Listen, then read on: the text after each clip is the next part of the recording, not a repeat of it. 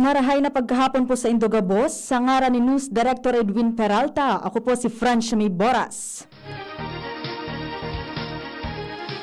Kaibahanan mga report halay dyan sa luwas kan Megaforce Patrol.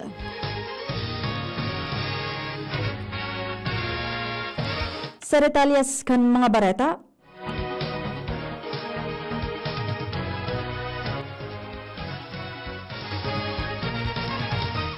nakaiba na ni dating Presidente Noynoy Aquino sa iyang mga magurang matapos na inima ipalubong na sa Manila Memorial Park sa Parañaque City. Nagpaaram naman ang mga namamanwaan sa ika-15 Presidente kan Pilipinas. Enot kay ni nagkaigwanin funeral mass na pinanginotan ni Alinggayan ang dagupan Archbishop Soc Villegas na sinundan in funeral convoy pasiring sa Manila Memorial Park. Dahilan kay ni magkataraning nasindakan sa iyang mga magurang na sinda dating Senador Ninoy Aquino asin dating Presidente Corazon Aquino.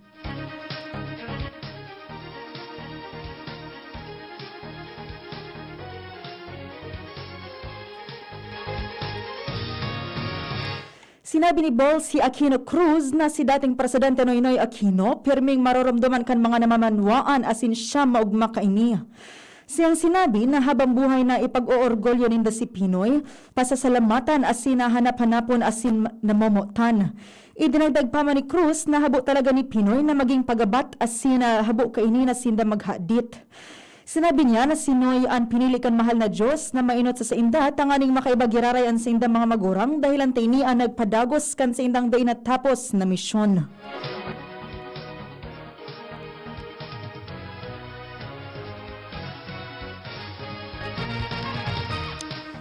Sinabi ni dating Malacanang spokesman Edwin Lascerda na si dating Presidente Noynoy Aquino nagsunod sa promisa kaini na komitido sa publiko durante kan termino kaini sa opisina asinada inaboyong sa poder. Siyang sinabi na ang pangako asinan katotohanan na si Aquino day nag-abuso sa pwesto na iyon mga bagay na pwedeng marumduman kan publiko sa dating presidente. Idinagdag pa man nila Lascerda na namundo na daina si Aquino. Si Aquino ay pinalubong sa Manila Memorial Park kasabayan sa iyang mga magurang na enot ng nagadana sa una sinda dating Senador Ninoy Aquino asin dating Presidenteng Corazon Aquino.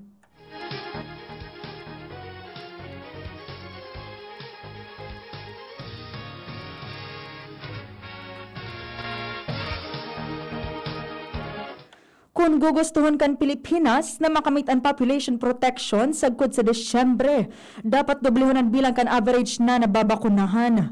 Sinabi kan Octa Research Group na sa indang analisis, maabot sa 195,400 doses kada aldaw na ibabakuna kan Pilipinas. Sindang sinabi na konsiring kaini ana bilang dapat madugangan pa ini na 150,000 kada aldaw para maabot ang population protection sa panahonin Pasko. Ang population protection nasa 50 milyones na coronavirus shots na naitudok sa high-risk areas.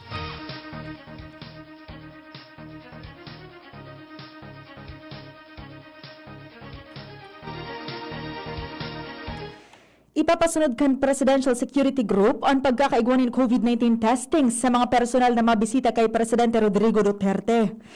Bilang dugang sa health protocols, dapat makapresentar ni negatibong COVID-19 na rapid test asin na gold standard RT-PCR test na pinaboran kan Department of Health.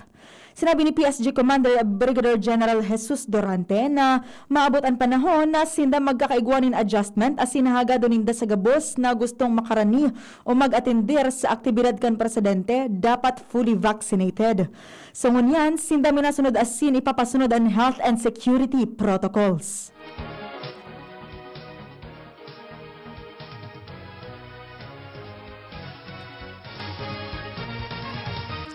Sa dagdag na bareta, hali dyan sa luwas, nasa linya si Ange Galero. 264 ngunyan ang panibagong kaso ng COVID-19 na nairehistro sa bilog na Bicol. Ini ang sinabi kan Department of Health o DOH Bicol kung saan sa 264 ini, 42 ang gikan sa probinsya kan Albay kung saan 12 ang sa Daraca, 11 ang sa Legazpi City, tigtulo ang Ligao City asin Tabaco City, tigdurowa ang Ginobatan, Malilipot, Polangi, Santo Domingo asin Tiwi, Mantantig Sararo ang Kamalig o sa San Pietro. 47 man ang nairehistro sa Camarines Norte, ang pang 101 na nairehistro sa probinsya kan Camarines Sur. Nakapag-rehistro man ng 5 panibagong kaso na is ng probinsya kan Catanduanes, 31 sa Masbate, at yung 38 man sa probinsya kan Sorsogon. Apera kaya, nakapag-rehistro man ng 81 na recovery sa Bilog da Bicol, ngunit na pagkaldaw. Dahil sa padagos na paglakaw kan kaso ng COVID-19 na nai-record sa Bilog da Bicol, sa oral daw na pag-report ng DOH Bicol, sinda nagpapagirumdum na likiyan ng GAD na pagbayadar sa mga ganitong minimum health standards at magsunod sa naman sa mga regulasyones kan LGU na nakakasakop sa inda, tanganin na makontraan pagpadagos na paglangkaw kan kaso ng COVID-19. Dagdag na pareta, Anz Galero, DCTV.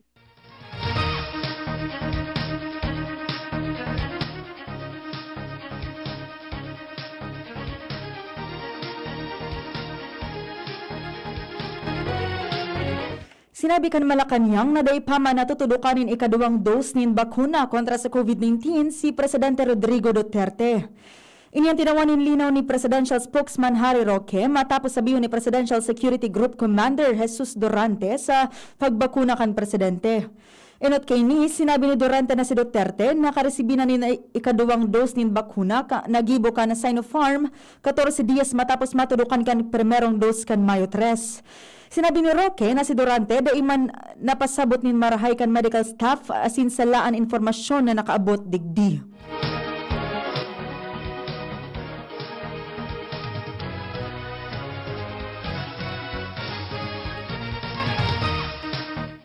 Daiman ipigigilid ni Health Secretary Francisco Duque ang posibilidad na daimabot ngunyan na taon ang target na herd immunity sa Pilipinas. Siyang sinabi na inidepende man giraray sa magiging supply sa nasyon in COVID-19 vaccines mantang ang punteryang ekstensyon pwedeng mangyari sa Enero 2022.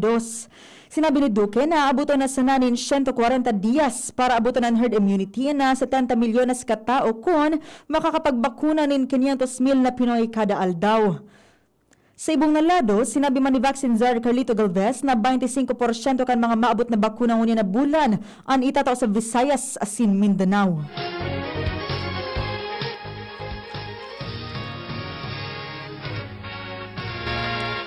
Ang iba pang detalyes kan mga bareta pagkatapos na kan mga pagirumdom.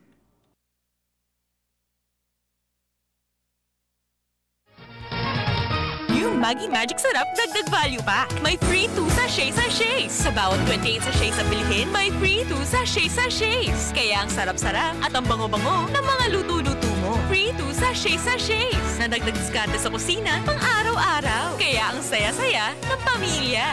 Maggi Magic Sarap, dagdag value pa. May free 2 sachets. Bili na! Promo duration January 1 to December 31, 2021. Per DOH FDA CFRR permit number 1210 series of 2020. New Maggi Magic Sarap. Dagdag Value Pack. May free 2 sachets. Sachets. Bili na! Ma, sa futuro, mapatindog ako nin mansyon para si Ma. Engineer ang pangiturugan kan bunso ko. Dakol nin angat na kaipuhan malagpasan, tanganing makuha ini. Kaya ngunyan pa sana, pinapatibay ko na siya. Maray na sana may tibay hali sa Bear Brand Swak. 10 pesos sana. Sigurado ako. Kompleto sa tibay, tabang pampakusog kan resistensya. Tibay ang puhunan, tanganing maray, ang futuro. Bear Brand Swak. 10 pesos sana. Kumpleto refers to preserve of Tibay resistensya nutrients, which are 100% vitamin C, iron, and zinc, based on Rennie 4 to 6 years old with 3 balanced meals. Bear Brand fortified powdered milk drink is not suitable for infant feeding and is not a breast milk substitute. 10 pesos is the suggested promo price. Promo runs from July 1, 2021 to September 30, 2021 per DOH FDA CFRR permit number 0203 series of 2021. Enjoy 1050 pack sa Good Quincena Swak. Weh, sobra gabi ko'y pakno. Ang sikreto, dikit 25 turo sa sarong grupong hugason swak. Dikit na tubig bukagon asin pa sa puhon. Sobra sa boss, sobra sa epekto. Dikit 25 turo sa sarong grupong hugason swak. Enjoy 1050 pack sa Good Quincena Swak. Enjoy 1050 pack sa Good Quincena Swak. 15-day mileage claim is based on quantitative consumer usage test. Joy Quincenas Pack, only 1050 SRPs. Pandesal! Ito naman ang tunog ng may diskarte. Pandesal! Yan ang legit Gin Kapitan. May tamang lasa at hagod sa presyong kayang-kaya. Gin Kapitan. Kayang-kaya! Drink responsibly. Basta't sama-sama sa diskarte, kayang-kaya. Gin Kapitan. Kayang-kaya. Sa buhay ngayon, gets namin na kailangan madiskarte para buhayin ang pamilya. kaya you should take care of your health. Gets ka na ng Wilkins Pure. Sure na pure quality water na may global purification standards. Dahil deserve mo ang good health, mag-Wilkins Pure. You are worth a Wilkins. A product of the Coca-Cola Company. Drink Wilkins Pure. Pure quality water for 11 pesos SRP. Sweldo na, nice. Sweldo na, nice. Sweldo na, nice. Sweldo na, nice. Pili ng Bear Brand. Pili ng Bear Brand. Siguruhin ang tibay. Tuwing sweldo, bumili ng Bear Brand 2.4 kilogram pack. Kayang araw-arawin ang tibay hanggang sa next sweldo. Dahil mas mura ito kumpara sa patingi-tingi. Sweldo na, nice. Sweldo na, nice. Sweldo na, nice. Sweldo na, nice. Pili ng Bear Brand. Pili ng Bear Brand. Siguruhin ang tibay. Tuwing sweldo, bumili ng Bear Brand sa iyong suking tindahan. Tibay refers to Tibay Resistensya Nutrients, Vitamin C, Iron, and Zinc with 3 balanced meals. This product is not suitable for infant feeding and is not a breast milk substitute.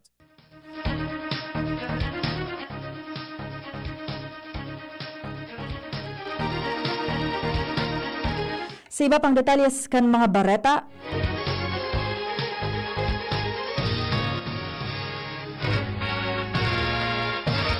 ding problema sa pagkakaigwanin walk-in policy sa COVID-19 vaccination sites sagod na ipapasunod din tultol ang public health standards.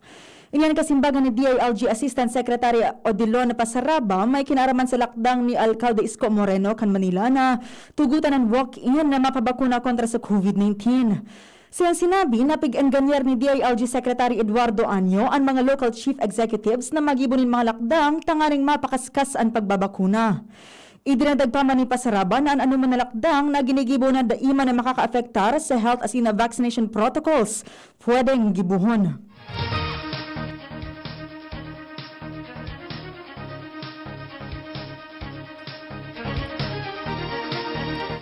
Nasa 700,000 na COVID-19 vaccines ang naitudok na sa nasyon sa laog sananin duwang aldaw.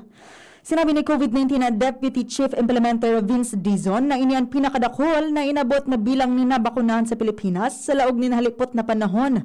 Puon kan magpo ng vaccination program sa nasyon kan Marso. Idinagdag pa man niya na sa ikaduwang magkasunod na aldaw, maabot sa 350,000 ang pagbakuna sa sarong aldaw sana. Siyang tinawanin doon, nalampas na 2 milyones na mga Pinoy ang fully vaccinated na.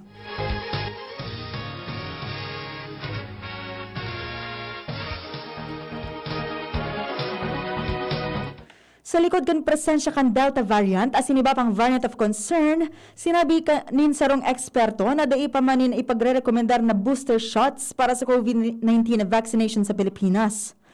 Sinabi ni Dr. Ron Jean Solante, sarong infectious disease specialist as in miyembro kan vaccine expert panel, na kaipuhan pa ang mga datos na nagsasabi na kaipuhan in booster shots matapos ang 2 doses nin COVID-19 vaccine. Siyang sinabi na pwede nga sa masunod pang taon o 2 pang taon posibleng may pasunod ang booster shots depende sa variant na maluwas. Siyang tinawain doon na kaipuhan na halaton ang data hali sa ibang nasyon na nag-aadal man sa siring na bagay.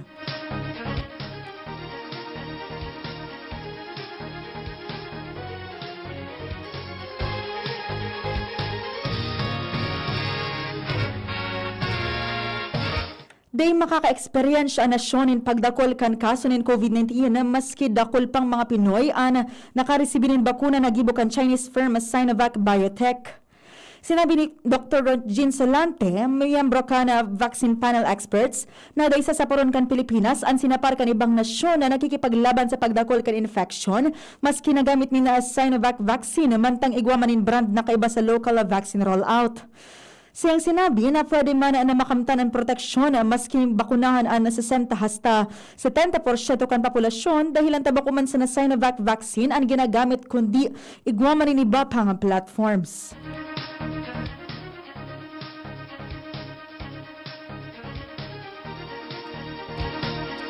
Di pang narirehistrong paglangkaw kan kaso sa younger generation o population sa mga kaakian as in jóvenes kung kaya di pasindak kaiba sa mga prioridad sa vaccination program kan gobyerno kontra sa COVID-19. Sinabi ni Dr. Jean Solantes, sarong infectious disease specialist asin miyembro kan vaccine expert panel na day pamanin paglangkaw sa nasabing populasyon. Siyang sinabi na ang mga 12 hasta 15 anyo sa nasyon at plano man kan gobyerno na mabakunahan tanganing magkaigwaning dugang na proteksyon kontra sa siring na helang.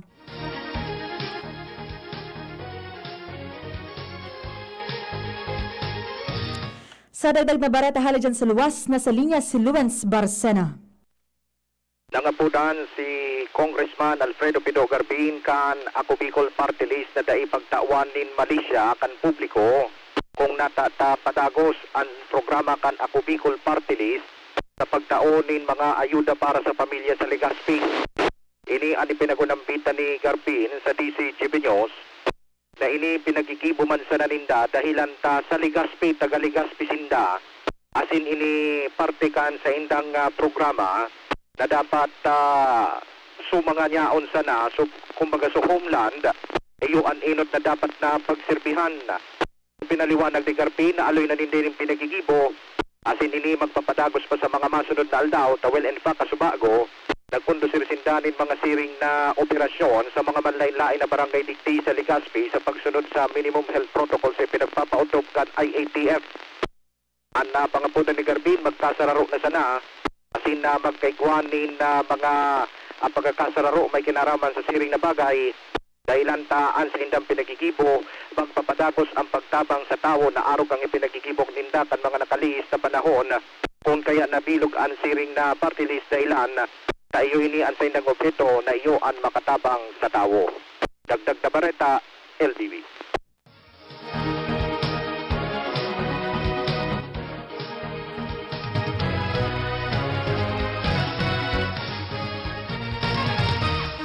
Nagsumitir nin propwesto ang lakdang ang Makabayan Block na mabusol na matawan in special risk allowance as in active hazard pay duty ang gabos ng mga health workers sa kanasyon na nasa lindong ka na public health emergency. Napapalaman sa House Bill 9640 o Special Risk Allowance and Active Hazard Duty Pay for All Health Workers Act na masiguro kan gobyerno ang probisyon in 15,000 pesos na Special Risk Allowance as in 5,000 pesos na Active Hazard Duty Pay sa gabos na health workers na dapat may tao bulan o kada bulan. Sinabi, nasa sakupon kainian mga healthcare workers na nasa pampubliko asin pribadong sektor, magina sa iba pang health facilities, anumanan sa indang employment status, siring sa contractual, job order, contract of service asin human resources.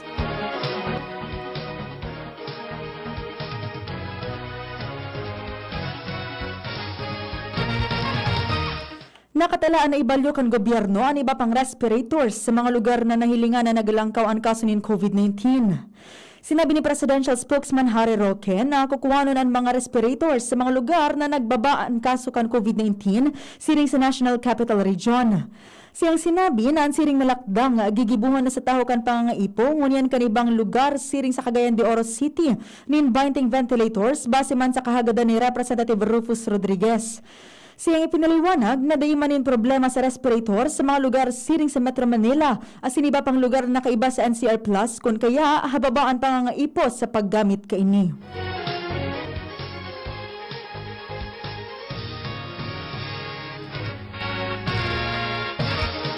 Tinugutan na kan Food and Drug Administration ang importasyon ng mga bakuna kontra sa COVID-19 na gibukan Bharat Biotech. Sinabi ni FDA Director General Eric Domingo na tinawanan ninda ng Emergency Use Authorization ang Bharat Biotech para sa indang Covaxin na gibo sa India. Siyang ipiniliwanag na kaya tinawan kan FDA ng EUA ang kumpanya dahilan ta na kompleto naman nindaan pagsumitir kan mga kinakaipuan na dokumentos. Sa ibong nalado, ang Gamaleya Institute nag-apply para sa extension nin intervals kan pagtudok nin primero asin ikaduang dose nin Sputnik 5.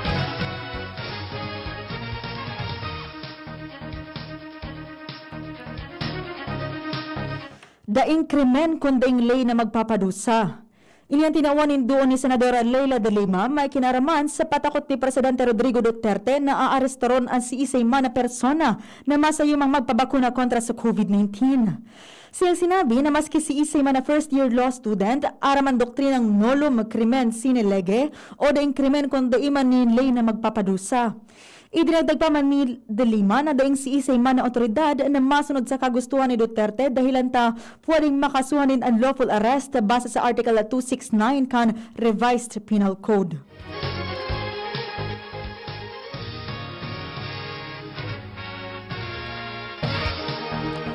Bilang suporta sa vaccination drive kan gobyerno, nagpaluwas ang Department of Education in comprehensive guidance on the participation of DepEd in the implementation of the Philippine National Deployment and Vaccination Plan. Sa DepEd Memorandum 2028, inilatag ang mga prinsipyo asin giya tanganing masiguro ang pagtaunin suporta sa gobyerno nasyonal asin mga empleyados kaini. Sinabi ni DepEd Secretary Eleanor Briones na ang vaccination program iyon makakatabang sa inda para mamitigar ang epekto kan COVID-19 at sa pagsasabi na kaipuhanin daan mga paratukdo, mga magurang asin lambang saro na magabay o magsabay sa inda at tanganing malabanan ang pandemya.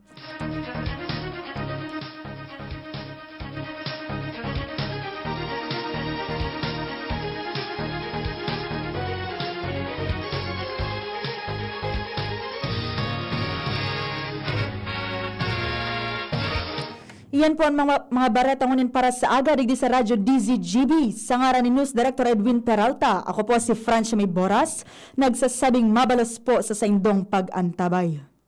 Sweldo na, sweldo na, sweldo na, sweldo na, pili ng Bear Brand, siguruhin ang tibay, Tuwing sweldo, bumili ng Bear Brand 2.4 kilogram pack. Kayang araw-arawin ng tibay hanggang sa next sweldo. Dahil mas mura ito kumpara sa patingi-tingi. sweldo na, sweldo na, sweldo na, sweldo na, pili ng Bear Brand, siguruhin ang tibay. Tuwing sweldo, bumili ng Bear Brand sa iyong suking tindahan.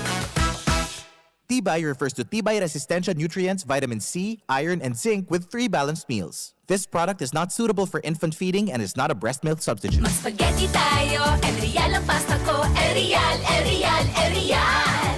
Sarap, sustansya, sulit talaga. Sarap, sustansya, sulit talaga. Spaghetti El Real, sarap, sustansya, sulit. Basta maray na kalidad na pasta, El Real mo na. Sulit na, value for mommy pa. Bakal na. Ang pinagalan. Sinakripisyo